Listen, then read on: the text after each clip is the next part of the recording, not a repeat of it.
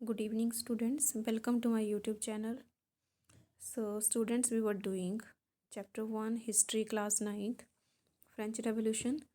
So, students हम कर रहे थे third part of this chapter. So आज हम कंटिन्यू करेंगे the reign of terror. So यहाँ से आप देख सकते हो. यस, जो रेन ऑफ टेरर का जो पीरियड था वो 1793 से 1794 में रहा. ठीक है. और यहाँ पे जो था वो रोबेस्पियर, जो जैकोबिन क्लब का जो था वो लीडर था, उसका सीवियर कंट्रोल था. ठीक है. और वो बहुत ही स्ट्रिक्ट पनिशमेंट भी जो था वो लोगों को देता था. और किसको देता था? जो उसको एनिमीज लगते थे रिपब्लिक के, जैसे एक्स नोबल हो गए, क्लर्जी हो गए, member of other political parties, even member of his own party, even उसकी अपनी पार्टी के मेंबर. ठीक है. जो कि रिपब्लिक के खिलाफ होते थे, वो उसके एनिमीज थे. उनको अरेस्ट कर लिया जाता था, were arrested and imprisoned, jail में डाल दिया जाता था, and then tried by the revolutionary tribunal. और फिर उनको जो था वो एक अलग से एक कोर्ट बनाया गया था, उसकी उनके ऊपर जो था वो मुकदमा चलाया जाता था. अगर उनको गिल्टी पाया जाता था देन उनको गिलोटाइन कर दिया जाता था. गिलोटाइन क्या होता है? Is a device consisting of two poles and a blade with which a person is beheaded. यानी कि एक ऐसा डिवाइस है जिसके दो पोल्स होंगे, या एक शार्प ब्लेड होगा, और जिससे जो है वो ब्लेड से क्या कर दिया जाएगा, सिर के ऊपर जो है वो चोट करके उसको धड़ से अलग कर दिया जाएगा सिर को. ठीक है. It was named after doctor Guillotin who invented it. और इसको जिन्होंने इन्वेंट किया था डॉक्टर ग्लिटाइन ने, उनके नाम पे इसको जो है वो ये नाम दिया गया है. Robespierre government issued law placing a maximum ceiling on basis and prices. Robespierre की जो गवर्नमेंट थी, इसने ऐसे लॉज इशू किए, ऐसे कानून बनाए कि जो ceiling on basis and prices, जो बेसिस थी, सैलरीज थी, और जो प्राइसेस थे, कीमतें थी, उनको सील कर दिया, यानी कि फिक्स कर दिया. मीट एंड ब्रेड वर राशनड. जो मीट और ब्रेड है उसको राशन मतलब उनको सस्ते में बेचा जाने लगा. Peasants were force to transport their grain to the cities. और जो पीजेंट्स थे उनको उनको फोर्स किया गया कि अपना ग्रेन जो है वो सिटीज़ में बेचें. ठीक है. और वो भी गवर्नमेंट के फिक्स किए हुए प्राइस पे. And use of more expensive white flour was forbidden. और जो महंगा जो वाइट फ्लोर होता था उसके ऊपर बैन लगा दिया गया. ठीक है. All citizens was required to eat the equality bread, a loaf made of whole wheat. तो सभी सिटीजन्स के लिए कंपलसरी था कि वो एक जैसा ब्रेड जो है वो खरीदें और उसको जो है वो खाएं, जो कि कंप्लीटली जो है वो होल व्हीट से बना हो. ठीक है. Equality was also sought to be practised through forms of speech and address. तो जो है वो सभी को जो है इक्वल समझने के लिए जो था वो एक ऐसा सिस्टम भी यहाँ पे जो है वो इंक्लूड किया गया, जैसे कि जो सर या मैडम, माउंसियर, जो जेंट्स हैं उनको सर कह के नहीं बुलाया जाएगा. ठीक है. सर मतलब माउंसियर.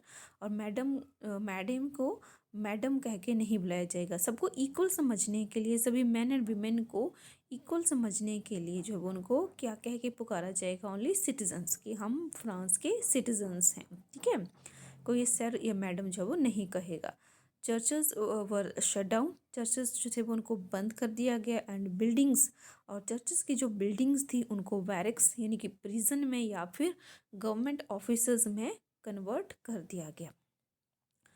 Then Robespierre pursued his policies सो relentlessly. तो रॉबर्सपियर की जो पॉलिसीज थी वो इतनी ज़्यादा जो थी वो स्ट्रिक्ट थी कि दैट कि even his supporters began to demand moderation. कि इसके जो सपोर्टर्स थे वही डिमांड करने लगे कि फ्लेक्सिबिलिटी होनी चाहिए. ठीक है. And finally he was convicted by a court in July 1794. Finally जो था वो इसको दोषी पाया गया. ठीक है. एक कोर्ट में 1794 में उनको जो था वो अरेस्ट कर लिया गया. And next day sent to a guillotine, उनको भी गलेटाइन कर दिया गया. ठीक है. तो ये हमने देखा रेन ऑफ टेरर रॉबर्सपियर के द्वारा. ठीक है. आगे हम देखेंगे. तो अ डायरेक्टरी रूल्स फ्रांस। अब जो है वो रूल, अब कन्वेंशन गवर्नमेंट के बाद डायरेक्टरी का रूल जो है वो फ्रांस में आता है। ठीक है, तो देखो यहाँ पे Jacobin government allowed the Belgian middle class to seize power. अब जो जैकोबिन गवर्नमेंट के गिरने के बाद जो है वो जो बेल्दी लोग थे, जो रिच पीपल थे सोसाइटी के, वो फिर से पावर में आ जाते हैं। ठीक है, और वो भी एक नया कॉन्स्टिट्यूशन इंट्रोड्यूस करते हैं, और वो फिर से कहते हैं कि वोटिंग राइट उन्हीं को होगा जिनके पास प्रॉपर्टी होगी। ठीक है, जिनके पास जो है वो प्रॉपर्टी नहीं है उनको वोटिंग राइट्स नहीं होंगे। So it provided for two elected legislative council. अब जो है वो बनाई जाती हैं दो इलेक्टेड लेजिस्लेटिव काउंसिल्स बनाई जाती हैं, जैसे हमारे इंडिया में भी हैं लोकसभा राज्यसभा, तो वैसे बनाई जाती हैं, और वही जो है वो अपॉइंट करती हैं एक डायरेक्टरी को। ठीक है, डायरेक्टरी को अपॉइंट करती हैं, and execute made of 5 member, और उसके 5 मेंबर्स होते हैं। Then this was meant as a safeguard against the concentration of power in one man executive as under of Jacobins.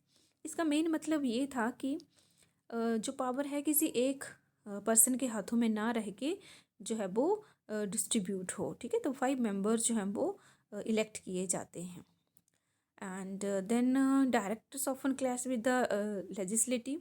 अब ये जो डायरेक्टर्स थे, हमेशा इनका जो था वो विवाद रहता था लेजिस्लेटिव काउंसिल के साथ, जिस कारण बाद में इसको भी डिसमिस कर दिया गया।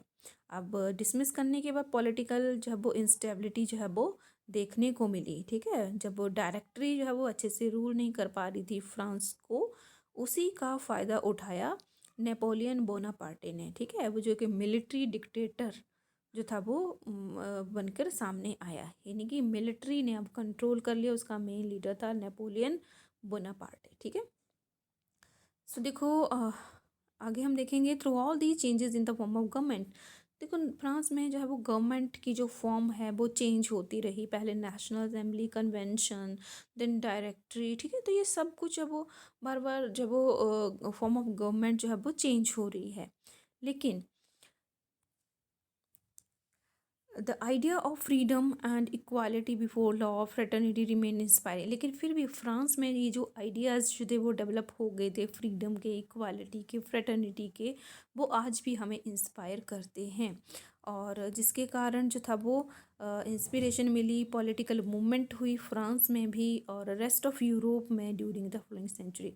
उस टाइम पीरियड में पूरे यूरोप में ये जो रेवोल्यूशनरी आइडिया जो थे वो फ्रेंच रेवोल्यूशन की ही देन है, एंड जिसके कारण लोगों की लाइफ जो है वो उनमें चेंजेस देखने को मिले। Then next part is, did women have a revolution. क्या जो वुमेन थी उस टाइम पीरियड की, उन्होंने भी अपने राइट्स के लिए आवाज़ उठाई या नहीं, वो हम इस पार्ट में देखेंगे। From the very beginning women were active participate in the event. तो शुरू से ही जो वुमेन थी बहुत ही एक्टिवली पार्टिसिपेट कर रही थी हर इवेंट में, and brought about so many important changes in the French society. और इसमें थोड़ा बहुत वो कामयाब भी रही। ठीक है, और फ्रेंच सोसाइटी में थोड़े बहुत चेंजेस भी देखने को मिले, और विमेंस का ये मानना था कि अगर हम भी एक्टिवली पार्टिसिपेट करेंगे तो ज़्यादा प्रेशर पड़ेगा रेवोल्यूशनरी गवर्नमेंट पे, और जो है वो हमारी लाइफ्स जो हैं वो भी हमारी लाइफ जो हैं वो भी उनमें भी इम्प्रूवमेंट देखने को मिलेगा। ठीक है, so most women of third state had to work for livings. तो जो थर्ड स्टेट की बहुत सारी जो वुमेन्स थी उनको रोजी रोटी के लिए कमाना पड़ता था। ठीक है, तो वो काम करती थी, लॉन्ड्री का काम करती थी, सीमस्ट्रेसेस का काम करती थी, sold flower, fruit, vegetables market, और were employed as domestic servant. तो ये सारे काम वो करती थी, या फिर रिच जो लोग थे उनके घरों में डोमेस्टिक वर्क करती थी। Most women did not have access to education. तो वहाँ पे जो था वो फ्रेंच सोसाइटी में बहुत सारी वुमेन को पढ़ने का राइट नहीं था। ठीक है, एजुकेशन का राइट नहीं था, जॉब ट्रेनिंग का राइट नहीं था। ओनली जो था वो daughters of noble wealthier member of the third state could study at the convent. तो डॉटर्स केवल जो नोबल फैमिली की थी, ठीक है, या फिर जो रिच लोगों के की जो डॉटर्स थी वही कॉन्वेंट में जाके स्टडी कर सकती थी, लेकिन उसके बाद उनको भी जो था वो मैरिज करनी पड़ती थी, जैसे उनकी जो फैमिलीज़ उन्हें अलाउ करती थी। ठीक है, जहाँ उनकी फैमिलीज उनको बोलती थी वहाँ उनको मैरिज करनी पड़ती थी। ठीक है, so working women had also to care for their families. जो वर्किंग वुमेन्स होती थी उनको अपनी फैमिली की भी केयर करनी पड़ती थी। ठीक है, कुक, फेच वाटर, जैसे खाना पकाना, ठीक है, पानी लाना, लाइन में खड़े होके ब्रेड खरीदना, ठीक है, बच्चों की देखभाल करना। तो ये सारे काम जो थे वर्किंग वुमेन्स में के द्वारा जो थे वो किए जाते थे। Their wages were lower than those of man. उनकी जो वेजेस थी बहुत ही ज़्यादा कम थी as comparison to man. In order to discuss and voice their interest, women started their own political club and newspaper. तो अपनी आवाज़ को ऊपर उठाने के लिए वुमेन्स ने अपने ही पॉलिटिकल क्लब बनाना शुरू किया। न्यूज़पेपर्स जो था वो वहाँ पे अपने इश्यूज़ को जो था वो बताना जो था वो शुरू किया। ठीक है, तो लगभग 60 वुमेन्स क्लब जो थे वो बनाए गए फ्रेंच सिटीज़ में। एंड इनमें से एक इम्पॉर्टेंट है the society of revolutionary and Republican women. ठीक है, was the most famous and one of their main demand was that women enjoy the same political right. उनकी मेन डिमांड ये थी कि वुमेन को भी वैसे ही पॉलिटिकल राइट्स मिलने चाहिए जैसे कि मेंस को दिए जा रहे हैं। Womens were disappointed that the constitution 1791, women जो थी बहुत ज़्यादा निराश थी क्योंकि 1791 का जो कॉन्स्टिट्यूशन था उन्होंने वुमेन्स को पैसिव सिटीजन जो था वो कंसीडर कर दिया था। ठीक है, उस चीज़ से वो बहुत ज़्यादा जो थी वो डिसअपॉइंटेड थी।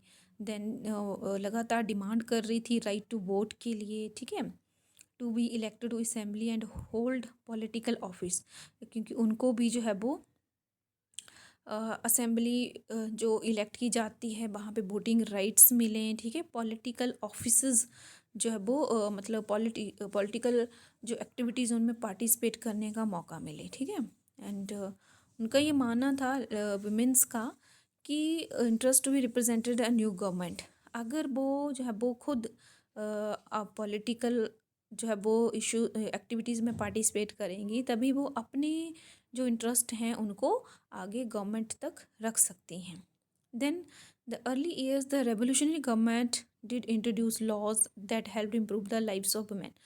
तो शुरुआती दिनों में जो रेवोल्यूशनरी गवर्नमेंट थी बहुत सारे लॉज बनाए। ठीक है, गवर्नमेंट ने, जिससे वुमेन्स की लाइफ पे जो है बहुत ज़्यादा इम्प्रूवमेंट देखने को मिला। ठीक है, उनके लिए क्रिएशन ऑफ स्टेट स्कूल्स। ठीक है, स्कूल्स उनके लिए बने। Schooling was made compulsory for all girls. ठीक है, जो एजुकेशन है सबको मिले, सभी लड़कियों को, सभी गर्ल्स को मिले, वो कंपल्सरी कर दिया गया। And their father could no longer force them to marriage. उनके जो फादर्स हैं उनको फोर्स नहीं कर सकते ज़बरदस्ती शादी के लिए। ठीक है, उनकी मर्जी के खिलाफ। Marriage was made into a contract entered into freely and registered under civil law. जो मैरिजेज हैं उनको जो है वो लीगल कर दिया गया। ठीक है, उनको जो है वो रजिस्टर्ड करना कंपलसरी कर दिया गया, ऐसा सिविल लॉ बनाया गया। डिवोर्स जो है वो उनको लीगल कर दिया गया। ठीक है, अगर वो अपनी शादी से खुश नहीं है तो वो जो है वो डिवोर्स ले सकती हैं। ठीक है, चाहे वो मैन है चाहे वो वुमेन है। And women could now train for job, वो जॉब के लिए ट्रेनिंग ले सकती हैं, आर्टिस्ट बन सकती हैं, स्मॉल बिजनेस रन कर सकती हैं। Women struggle for equal political rights. Womens का ये जो इक्वल पॉलिटिकल राइट्स के लिए जो स्ट्रगल है आज भी कंटिन्यू है। ठीक है, एंड लेकिन जो रेन ऑफ टेरर के टाइम पे new government issues law according to closure of womens club and banning their political activities. लेकिन जो रेन ऑफ टेरर के टाइम पे जो नई गवर्नमेंट बनी थी उन्होंने सब कुछ था वो बंद कर दिया। ठीक है, जो वुमेन्स ने क्लब बनाए थे उनको क्लोज कर दिया, पॉलिटिकल एक्टिविटीज़ के ऊपर जो था वो बैन लगा दिया। Many prominent women were arrested. बहुत जो फेमस जो लड़ाई लड़ रही थी वुमेन्स उनको अरेस्ट कर लिया गया और उनको सज़ा सुनाई गई। Women's movement for voting rights equal wages continue through the next 200 years. तो अगले 200 सालों तक वुमेन्स के जो स्ट्रगल है वो मूवमेंट है वो कंटिन्यू रहा।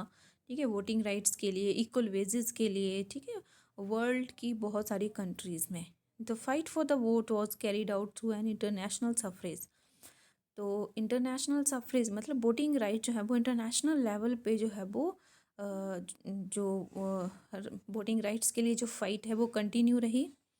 And the late 19th century early 20th century तक ये जो फाइट है वो लगातार चलती रही. And political activities of French women during revolutionary was kept alive.